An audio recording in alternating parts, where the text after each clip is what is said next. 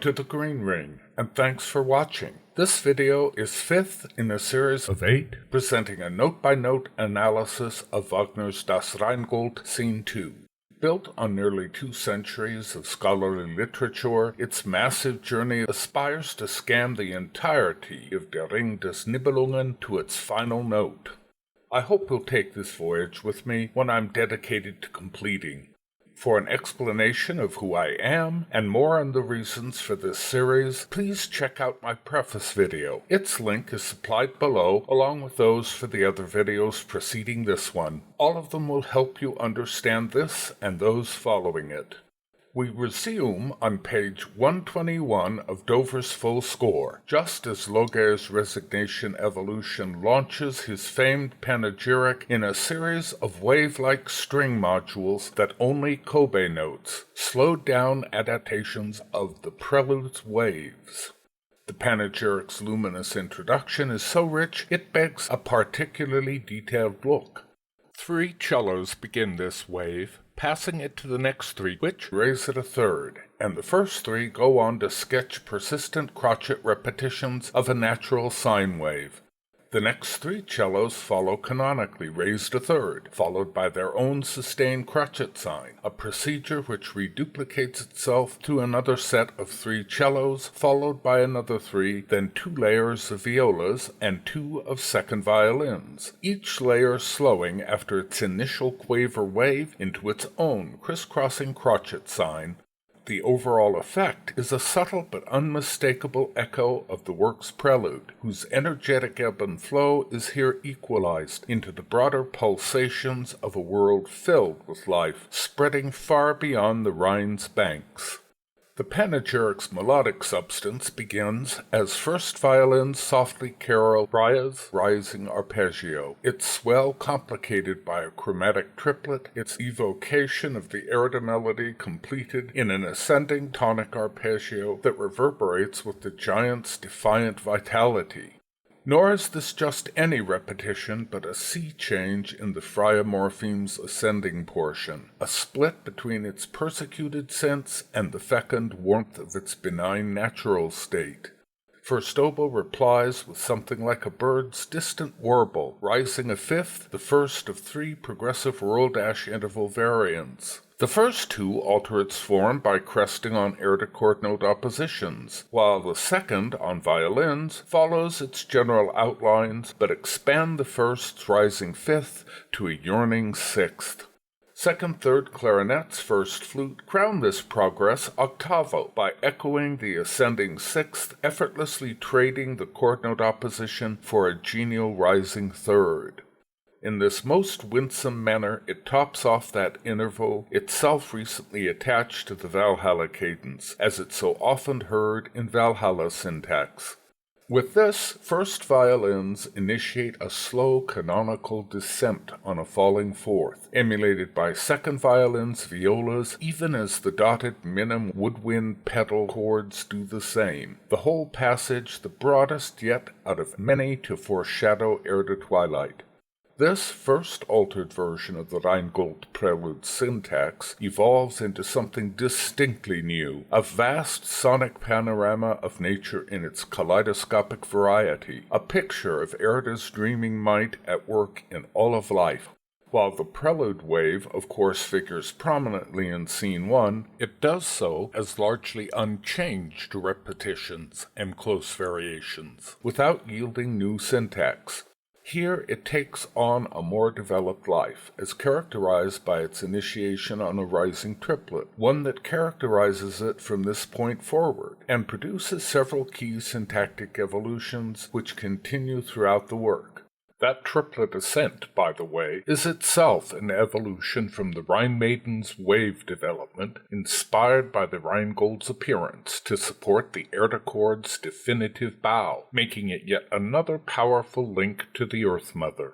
It's also worth noting that the evolution in Freya's syntax echoes this triplet addition. Loge's vocal begins atop the final measure of this prelude transformation, as the strings' waves gradually descend, very much as in the prelude, supported by dotted woodwind crotchet harmony sustained by horn bassoon pedal. The fire god's initial phrase, entirely tonic notes, includes Alberich's, the Rhine Maiden's, ecstatic cell, which leaps up a gleaming octave to be capped by a descending fourth, while the second descends a third to twice leap upward in the long, short, long whirl-dash rhythm on warm major sixth, separated by a descending fourth, two segments of unclouded admiration for the natural world. The waves continue, traded now between viola choirs as the mode shifts briefly into B minor, lower woodwinds and horns trading a series of air chords, a two-measure passage which echoes raised a third into major mode, the Vala's unmistakable trademark. Loge surmounts this four-square refrain, expanding on his quest through nature with a varied line of echoing phrases. Supported in minor mode, the first moves through chord notes to fall a third, a weird backward echo of Fafner's gloat over the god's potential aging. The second takes an up-down turn on melody and chord notes, again capped by a falling third, to repeat Fafner's echo. Shifting to major, the next two phrases begin on rising air to fourths, which ascend into extended melody notes, the second finished by a plunging fifth to make it chagrin, or, as the Rhine Maidens originally put it, so we'll know them. Given his text is Wo Kraft nur sich rührt und Keime sich regen. The gods realize to their confusion that powers far beyond theirs exist and, opposed to the immortals' designs, now speak to them through Loge. Porges makes a special note of this moment in the panegyric, going so far as to provide a musical example, isolated from the rest of the orchestral texture, to highlight the woodwind's air chords. It was particularly important to Wagner that the astonishment and embarrassment which Loge's announcement causes should be expressed by each of the gods in a characteristic fashion. Erda has yet to appear on the scene, so an audience, quite unaware of her existence, can't possibly connect this musical detail to her. Instead, their only association is between these truisms of the natural world and Loge as their physical spokesman, thus forging yet another potent, if subliminal link between him and the Earth Mother. His search, of course, is for a possible Freya ransom, whose scope he widens vocally to all males on a giant arpeggio variant, followed tellingly by a long spear-like scale, capped by a rising sixth to make it an echo of Flosshilda's heroic module, as second violins rise in Freya's module, reiterated in a first violin modification that leads to another key syntactic evolution. Resignation sounds again as a coda to the panegyric's first phase, while echoing the same text, Weibes wohne und werd, explaining Holman's preference for that moniker. The overall context of this new instance reconfirms what has driven the syntactic evolution from its inception, which isn't the value of love, but rather the potential for losing it as driven home by its genesis in the morpheme for the act of forswearing love. While this latest resignation pulse might seem identical to its previous incarnation, two subtle changes creep in which play a major role in its later iterations. For one, the horn violin strophe supporting Loge's vocal completes and perfects its form as harmonized in thirds. As critical, tellingly launched by the fire god's winsome vocal turn, violins add to the syntax a trill appoggiatura, giving it a gentle wistfulness while adding the sensual charge characterizing that embellishment throughout the ring. These details play strategic parts in the morpheme's future by pointing ahead to the mysterious implications first suggested here, later recurrences of which look back to this fulcrum of presentiment. Other details, while less noticeable, still have meaningful impact. Rather than ending in a uniform downward movement, its main line turns backwards on reverse chord notes with their sense of hopeful resistance. Its cello harmony describes melody notes, which the horn choir finishes with air chords. Though the chords may be dismissed as no more than the most familiar of cadential formulae, that should in itself suggest to the attentive listener they represent natural forces at their most fundamental level. In response, atop those trademark cello waves, another gracious Freya pulse rises on first clarinet to be met, as violins take the wave, by first oboe's winsome whirl-dash interval strophe, this time in the variant of the heroic melody notes. Following this radiant portrait of the world beyond Valhalla, cellos, violas trade the wave as Loge confirms that a universal preference for love encompasses all of nature, an admission supported by an extended viola trill appoggiatura. After singing a reverse ash interval on a third, he rises with that same third into an echo of the words, and that sensually charged Albrecht Rheinmaiden pulse, with which he begins the panegyric. First clarinet, first oboe harmonize at a third to continue their lines in a long falling rising sign, whose initial Welterb triad and subsequent rising notes describe an elongated ring pulse, its sinister qualities banished in the major mode's unquenchable optimism. Loge's vocal enlarges his point by rising a third to double this clarinet-oboe ring line at a rhythmic parallax, which, as he falls momentarily silent, concludes its arc on a rising triplet scale to fall in another scale, which, despite its sweetness, can't help but suggest a ghost of resignation. On a side note, the clarinet oboe's line's broad, unnatural falling-rising sign corrected by a rising-falling one is yet another syntactic element gathering voice, as first heard in Fasolt's shock over the god's duplicity. English horn ascends on yet another Freya strophe, while the fire god repeats his leaping sixth from the panegyric's beginning and to the same words, a line topped by a French horn's Freya iteration in direct answer to the woodwind pulse. Violas inject another trill appoggiatura, while Loge's voice falls on another echo of resignation's first four notes, falls a third, and rises a heroic fifth. It's that module heard in Albrecht's lust, Flosshild's taunts for his passion, and Wotan's pride in Valhalla, a mark of desire which echoes Loge's vocal figure, introducing his panegyric and repeated only a few notes before this, one fitting to launch the coda of the panegyric's second phase. This figure only approximates the orchestral density with its many crossing lines, and as with all figures provided in these videos, listeners are encouraged to study the full score so they may more fully appreciate its multi-layered riches. The passage's centerpiece, and almost certainly the only morpheme an audience consciously registers, is its Freya iteration on first violins, which returns for the fourth and last time, rather like the syntactic glue holding together these first two phases of the panegyric. It's topped by a graceful backward turn, whose outline precisely mirrors the similar figure topping that Freya iteration as it concludes Fasolt's tender explanation for why his race longs to have the goddess, and, like that shape, it resembles the giant turn.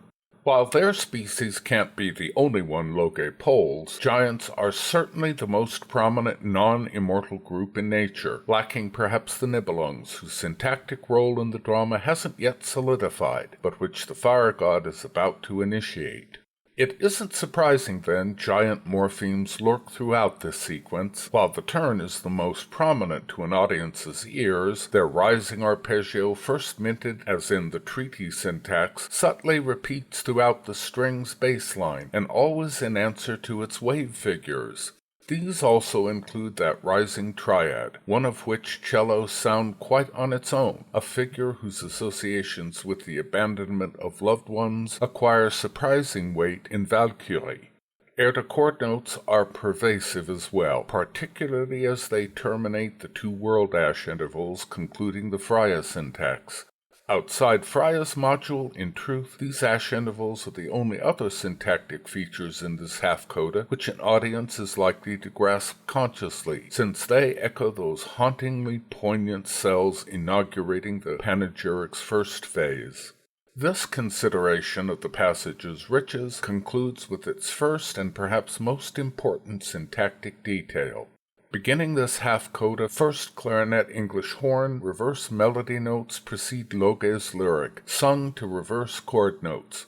First oboe's chord notes lead into a viola iteration decorated by a trill appoggiatura, horns outlining a falling resignation-like scale. Porter's singing translation must eschew precision for singability, which in this case misses the crucial term vibe. This is another veiled suggestion of that sexual potency which the reverse melody notes denote, here subtly implying not love, but its loss through obsession with racial superiority. These melody notes play no appreciable role in the passage's central portion, but dominate its conclusion, itself fraught with a sense of resignation, the fire god preparing to dangle that bait which embroils Wotan in the very paradox between love and loss of love the panegyric investigates. In that light, the string choir falls silent, as over woodwind horn lines, first oboe echoes its previous whirl-dash figure in a unique bundle, one again concluded with chord notes, but whose interval becomes its rare pure version on a sixth. As the coda's texture grows still more wistful, English horn and first bassoon interleave reverse melody notes, while first oboe finishes with a stunted version of its ash phrase, leaping up an unsyncopated third into a last poignant chord note pulse. As a last subtle detail, first horn interweaves this syntactic bundle with a ghostly hint of fate. Stein opines that, by the time of Siegfried Act 3, Wagner's syntactic complexity is reduced to purely contrapuntal devices, its ability to communicate quite lost, while Newman recognizes in Loge's panegyric a foreshadowing of that later density. If this sequence is any indication, he's correct. Yet, when he refers to Freya's love cell as a musical tick, he glimpses what's afoot in this passage, as it is in much of Rheingold. At first hearing, no listener can sort out these many contrapuntal lines, never mind associate them with the ideas this analysis claims they represent. Whether an appropriately designed stage mounting could assist in that process is a question outside the scope of these videos. Yet it seems to me a great deal of Rheingold consists of the Meister working through what Newman classifies as his ticks in order to solidify them ever more definitively over the following chapters, and this passage is a case in point. Put another way, Wagner's syntax congeals his musical ticks according to their embryonic contexts until, in due course, he forges them into hard morphemes, whose import is consistent with their embryonic contexts. The panegyric's first two phases set forth in its most intoxicating form since the prelude what has been and continues to be a syntactic pillar throughout the ring. The rising-falling sine waves recur throughout the epic in sundry variants that signify nature in the most eternal, immutable form of its ever-changing flux, a truism reflected by its baleful incarnation as the rising-falling ere-to-twilight sign. These upward-downward cells juxtapose and contrast with reverse signs, the Rhine Maiden's Lullaby, the Ring, Valhalla Part 1, the Golden Apples, and so forth, along with others yet to come. Their fall and rise connotes a host of temporal, passing, and sometimes even antinatural permutations of natural processes. Subtly wrought in so many ways, a key meaning within the passage escapes most analysts' notice. Loge is a nature spirit, embodiment of fire, life's vitality, even libido, a force permeating the world to its every corner. It's unlikely he's kept himself so notably absent from the gods merely to poll Earth's denizens on love, the unshakable importance of which he knows is a basic part of his very being, meaning long before he advises Wotan's negotiations with the giants. The logical conclusion is he's deliberately stayed away to work both gods and giants into a state of needy anxiety so that when he finally appears they'll devour whatever he has to say. That idea and the prominence of Freya's initial sensuality in these first two phases of the panegyric leads to another overlooked clue about the drama's unifying natural dynamic. Loge's narrative confronts the gods with a pair of grim realities. First, their lust has indulged them in a ruthlessly ignorant, potentially fatal neglect of natural law. Second, and according to its elemental basis, the entire world is set against their godly enterprise, in other words, Valhalla. Though the fire sprite never mentions her by name, Erda personifies this opposition, whose morphemes saturate the entire panegyric. In this way, Loge works the immortals into a lather of desperation, making it seem as if nothing exists in any corner of the natural world in their favor, specifically to ransom Freya, their source of eternal life. Having ratcheted their vulnerability to its full per the stage instructions, gemischte Bewegung, the fire sprite ingeniously shifts gears. Casually, almost anecdotally, he lets drop the one exceptional case of an entity immune to love. Returning to quasi-recitative for only 6 measures, pizzicato, quaver, viola, cello chords outline reverse melody notes with their nascent charge of racial aspirations, only to march back up the melody notes proper, thus subtly etching the giant turn. Loge explores this revelation vocally, rising on an air de fourth to a reversal of the melody's final heroic arc, shaped by an inverted ascendable. He follows with 2 chord note strophes, the second of which is followed by a rising fourth, another hint of fate, as first horns initiate a minor mode Rheingold fanfare.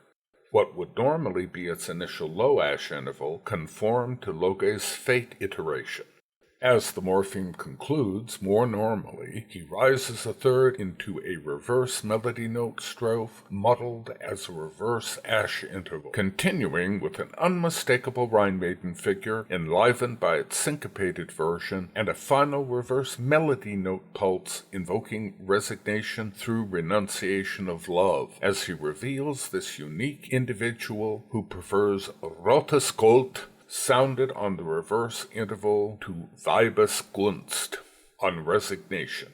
Contrabasses set up an ominous syncopated pulse, a kind of pre-Nibelung tattoo, as semi-quaver violas slither around a turn to slide up a tonic scale, then regularly throb rising chromatic twists, a wave-like figure reminiscent of Scene 1, nervous cells isolated by rests, so they duplicate only in the center of each of the following 6 measures.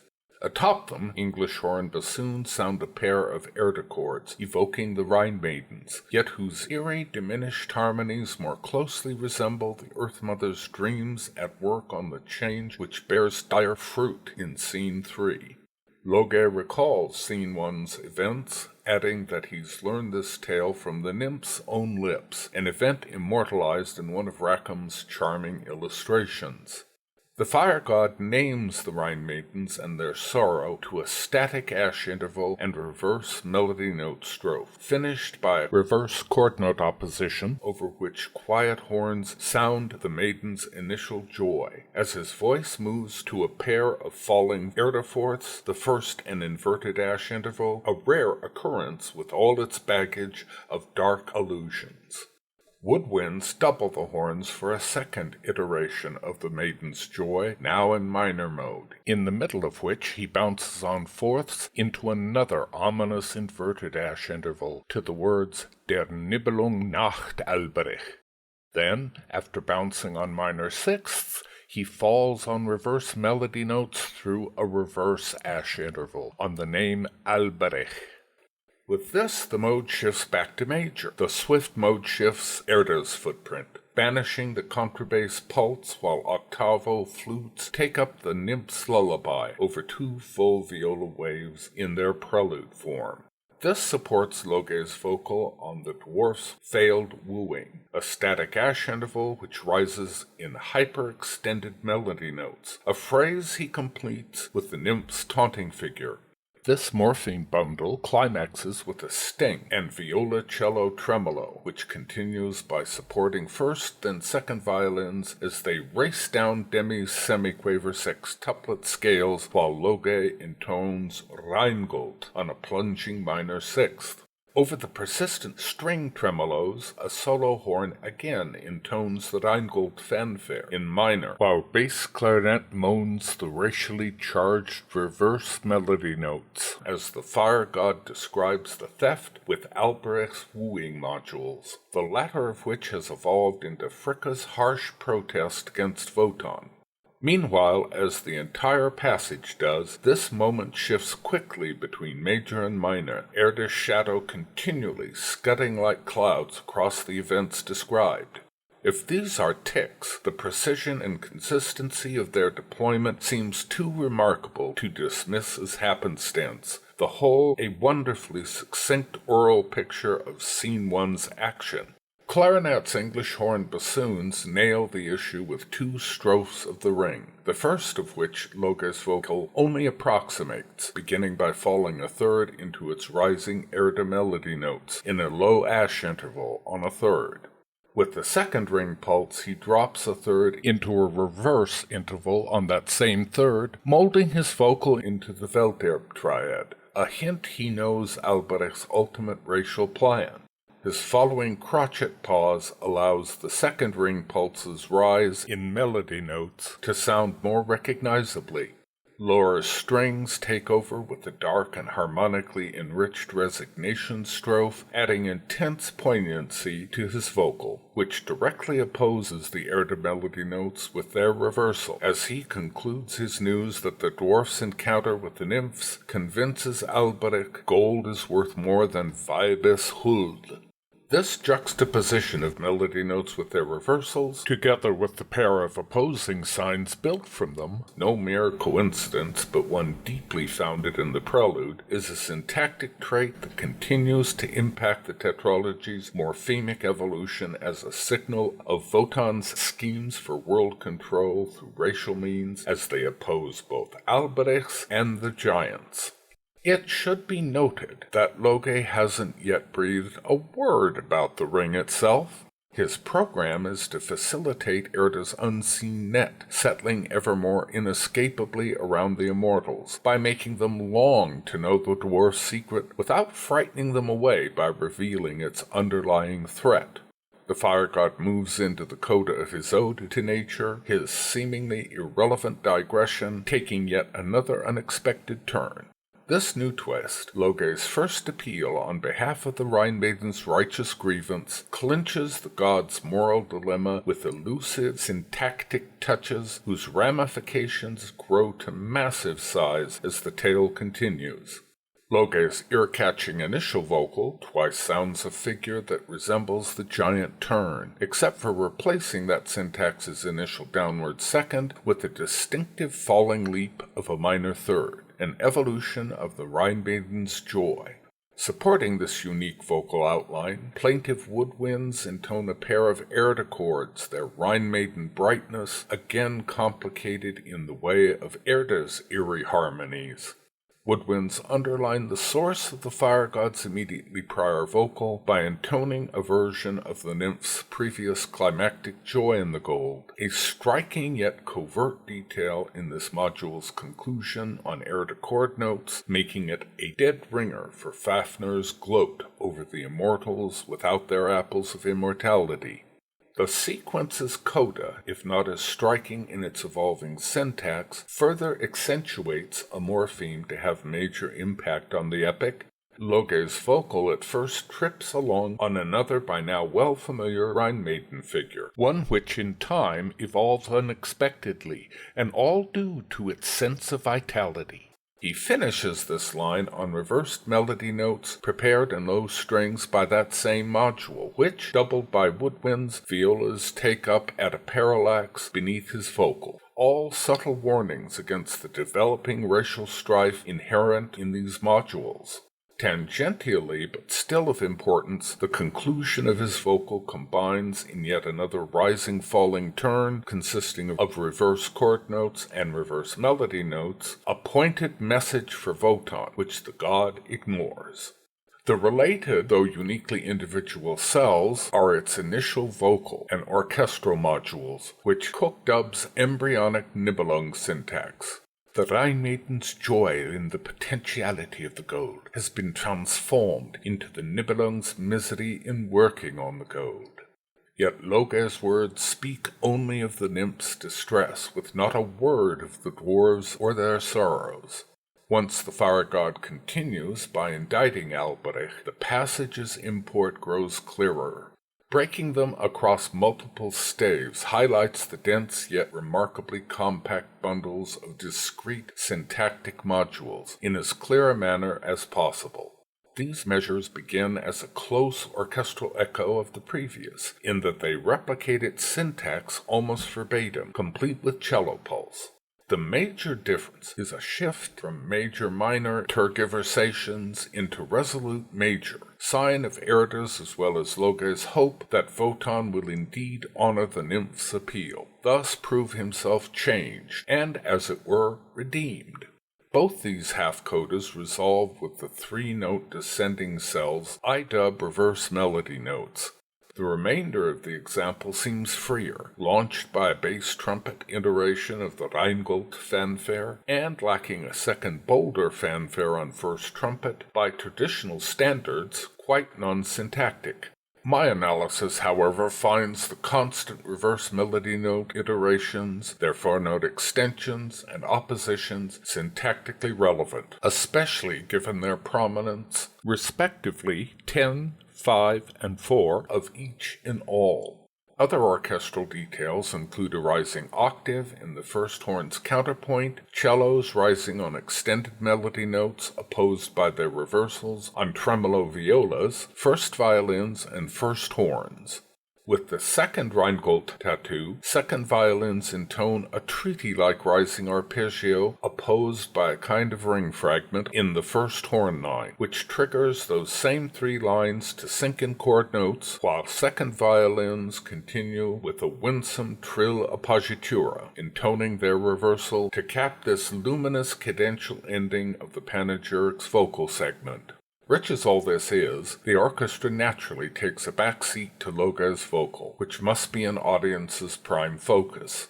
This is especially rich in syntactic modules, with a host of echoes between it and the orchestral voices.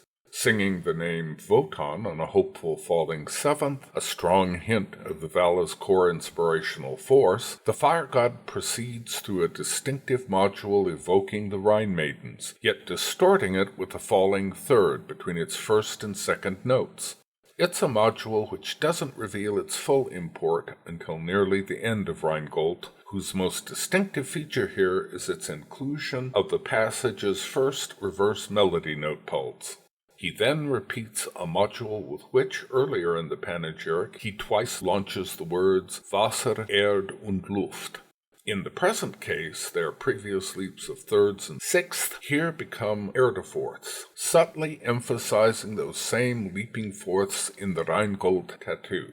Finishing on an upward sixth, however, also gives the module a flavor of that growing hunger for the ring's power. The fire god's vocal continues with the first of 10 extended reverse melody strophes, meaning using 4 instead of 3 of its notes. The first of these is itself comprised of established syntactic modules beginning on reverse melody notes to conclude with chord notes, that, thanks to a grace note, are also reverse melody notes. With the sunny key change into the C major of Wotan's fondest hopes, Loge echoes his repeating panegyric figure, complete with its bouncing fourths, to rise a merry sixth, yet another subtle hint of the very craving which will make his request that much more impossible for the immortal to fulfill. This leads to an elongated spear-like scale which reverses on hyperextended melody notes. Like that preceding it, this is another line composed of familiar syntactic modules, overall a contiguous pair of reverse melody notes whose second pulse is built from an ominous inverted ash interval and whose final parsing into a pair of chord note strophes echoes his earlier four-note descent, though without the grace note. He drives home this parallelism with another upward-leaping sixth, which aligns at a parallax to the first horn's octave, another foreshadowing of the work's cataclysmic denouement. He follows this with yet another extended reverse melody note pulse, doubled by most of the orchestral lines, thus rifling the supposedly free-form coda with a constant barrage of descending spear-like scales. Wrapping up his vocal portion of the panegyric, Loge reverses his previous fourth leaps as he bounces down and up fourths, to finish with a turn built from air-to-melody notes and their reversal, while stressing their chord notes, in echo of those modules as they permeate the sequence, a turn which reverses that typical of the giants. This upward turn has only just played two significant roles in the panegyric's last phase, both related to valuing power, not women. By contrast, the giant turn implies forsaking that power in exchange for love of a woman. This analysis doesn't mean to suggest an audience can possibly decipher then grasp this dense bouquet of syntax in its every nuance, who consciously are only likely to note its Rheinmaiden and Rheingold morphemes. At another level, however, they will sense Loge's growing optimism, as well as the sensuous combinations of opposing rising and falling lines that bring the passage to a sunny and hopeful conclusion. Deeper study suggests the Meister follows his own subconscious in so precisely combining these syntactic features according to an inner plan which renders them ever more overt to close examination. The panegyric's cap is an orchestral coda, the fire god silent while fraught with horn woodwinds in rising triplets reminiscent of the Rheinmaiden's taunting laughter. First violins, violas, dance-up semiquaver scalar figures ended chromatically as two woodwind horn pulses sound the nymph's original joy in the gold, while the violin choir intones its waves. Even so, a marked syntactic evolution informs this exultant conclusion with a module typical of the Rheinmaidens, yet new to the syntax previously associated with them. The woodwind horn line constitutes another module, which emerges definitively only during the Rheingold finale, when the nymph's hopes, here raised by Loge, are effectively dashed. The line most representative of this new syntax isn't actually heard, but for clarity is provided omitting the turn as it's heard subsequently. That grace is identical to one in the panegyric's first section, capping Loge's hymn to the ubiquity of love. It does return, if only infrequently, thanks to the panegyric eliciting its candid innocence in portraying sensual sexual delight. Adding to and solidifying this mix, third oboe adds yet another trill appoggiatura, this one's grace expanded by a note to suggest turns, whether upwards or downwards, all to imply primal sensuality. Another subtly laid hint as to where both the giant turn and that in Loge's prior vocal are destined to lead. As befits Loge's panegyric, one of the most important sequences in the whole of the Ring, never mind Rheingold, this coda is rich with information. Decoding it is best begun with a look at the episode's overall text. Together with its evolution of Freya's sensual first half and variants on the world-ash interval, the panegyric's opening leaves no doubt of love's unique power over all living things. Yet it goes on to include the ambivalent potential of that core emotion, meaning resignation, only to further cement its worldwide value, again with Freya syntax, and those unique adaptations of the world-ash interval. Meanwhile, developing syntactic fragments added, the sensual turn and those three falling notes reversing the air-to-melody return in ever greater profusion and variety during these coda measures. In concluding his paean to nature, Loge asks Wotan to do the one thing which can at last resolve the world's woes, his arietta deploying morphemes that hint the emergent Nibelung syntax in his request is in some way essential to that outcome, or at least fundamentally connected with it. His focus on the most immediate and tragic result of Alberich's crime against love, thus all nature, causes the Rheinmaiden's sunny morpheme to go dark, then emerge again into light thanks to that major-minor-major mode shift which marks Erda's hidden creative power over life in all its forms, covertly at work on the foreground action. This subtle morphemic evolution, joy into misery and back again, along with the psychological change Cook notes, includes the Nibelung's physical enslavement by the gold, just as, after its theft, the Rhine Maiden's physical activity also changes from being the gold's warders to its would-be rescuers. In both cases, the shift could hardly be more life-altering. From this moment forward, the entire fabric of existence, both natural and divine, takes an unforeseen new course.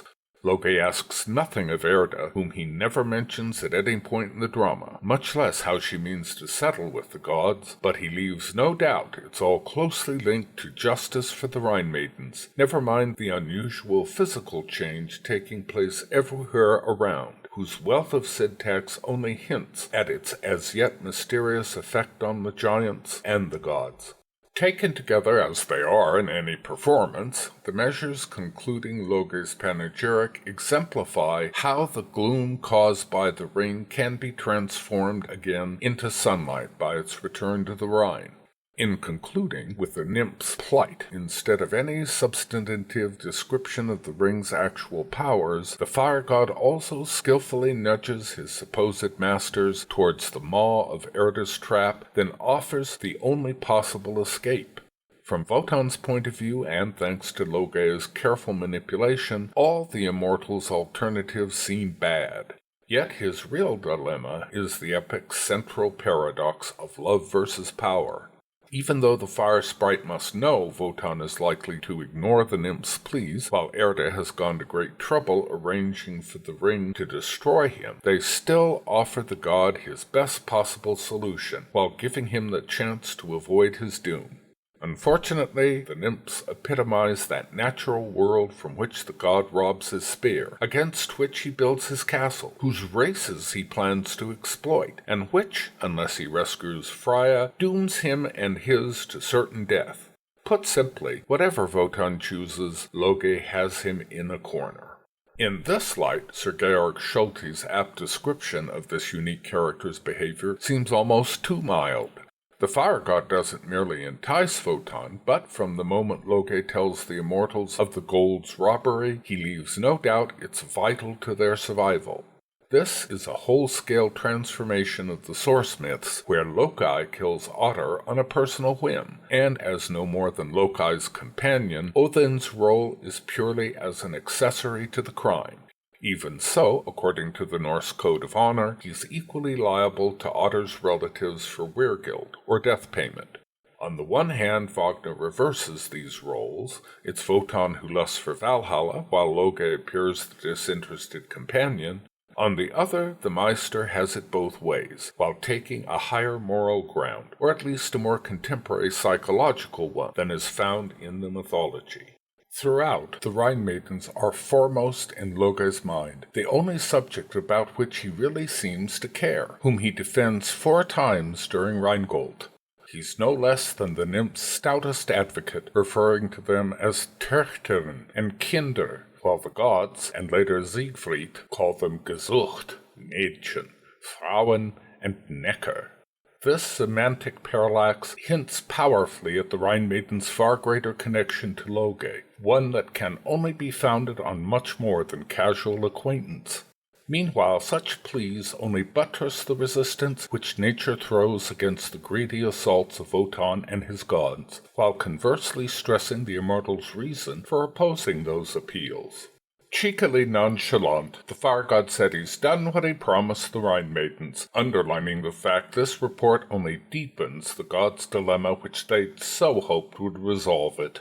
Worse still, it's blatantly in the service of nature to their own detriment. Atop 3 pizzicato string quaver chords, the fire sprite's vocal moves from a reverse ash interval on chord notes to drop a 4th, then after a quaver rest, rise a 3rd, and echo the unique giant opposing turn from his panegyric's conclusion. This launching an arco measure of his falling Erda chord note module on first clarinet bassoons. Over 2 more pizzicati, he finishes ironically that he's kept his word, bouncing down chord notes into a low-ash interval on a 5th, into the nymph's festive bounce, with its mocking Welterbe triad, finished by an air to 4th, Arco's strings capping his outrageous claim by skittering down his chord note cell, this time a pair of measures on Viola's cellos. Thus blindsided, Wotan responds with sharp annoyance. Törig bist du, wenn nicht gar tückisch. Mich selbst sähst du in Not, wie höfisch andern zum Heil. His vocal traces a Welterbe triad in echo of Loge's, but on a sinister inverted dash interval that segues into chagrin, ended with a 6th. The moduo thus generated, a concatenation of Fricka's outrage and chagrin, is destined to play a limited yet enlightening syntactic role, another marker of the fire sprite's covert manipulation, which triggers another measure of Loge's chord note module, which shimmers in place on woodwinds as Viola's cellos rock back and forth on air chords. The god finishes by rising reverse chord notes into static notes, ending in a triplet from which he sinks on the chord notes themselves.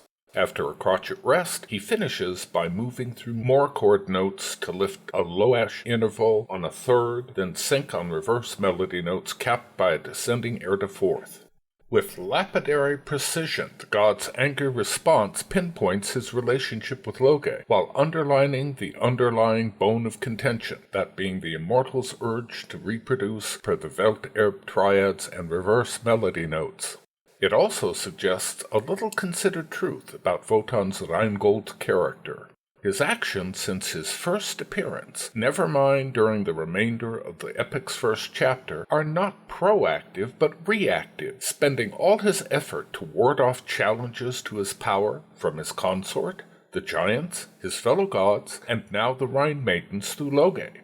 He's lost the initiative of his first known deed, wresting his spear from Erda's Worldash, fighting only rearguard actions ever since. The contract for Valhalla itself is no more than a defensive move to shore up his power, and even then employs others for the work. True, the fortress is a proactive device through whose more solid base he means to extend his world rule, yet nothing seems to go right during the second phase of his campaign. Unless he has both Valhalla and Freya secure, the god cannot again take the upper hand. Loge is his only substantive ally, yet the fire god's plea for the Rhine maidens drags Wotan down to what he must feel is his lowest ebb, done now even by what to him are frivolous non-entities representing a natural world he sees only as fodder for his power dreams.